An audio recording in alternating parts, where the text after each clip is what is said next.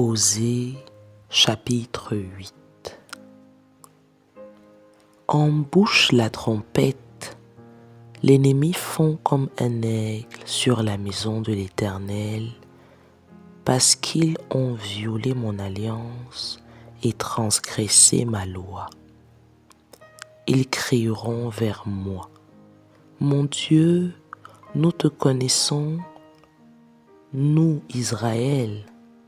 Israël a rejeté le bien, l'ennemi le poursuivra. Ils ont établi des rois sans mon ordre et des chefs à mon insu. Ils ont fait des idoles avec leur argent et leur or.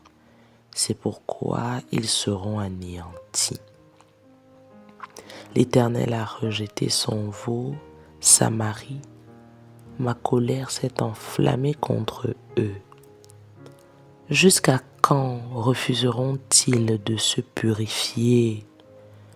Il vient d'Israël, un ouvrier l'a fabriqué, et ce n'est pas un Dieu.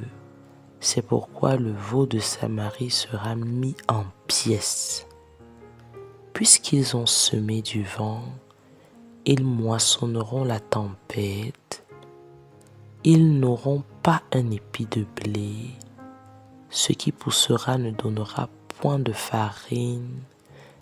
Et s'il y en avait, les étrangers la dévoreraient. Israël est anéanti. Ils sont maintenant parmi les nations comme un vase qui n'a pas de prix, car ils sont allés en Assyrie comme un âne sauvage qui se tient à l'écart. Éphraïm a fait des présents pour avoir des amis. Quand même ils font des présents parmi les nations, je vais maintenant les rassembler, et bientôt ils souffriront sous le fardeau du roi des princes. Éphraïm a multiplié les autels pour pécher, et ces autels l'ont fait tomber dans le péché. Que j'écrive pour lui toutes les ordonnances de ma loi, elles sont regardées comme quelque chose d'étranger. Ils immolent des victimes qu'ils m'offrent, et ils en mangent la chair. L'Éternel n'y prend point de plaisir. Maintenant l'Éternel se souvient de leur iniquité, et il punira leurs péchés.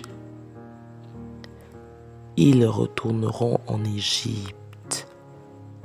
Israël a oublié celui qui l'a fait et a bâti des palais, et Juda a multiplié les villes fortes. Mais j'enverrai le feu dans leurs villes, et il en dévorera les palais.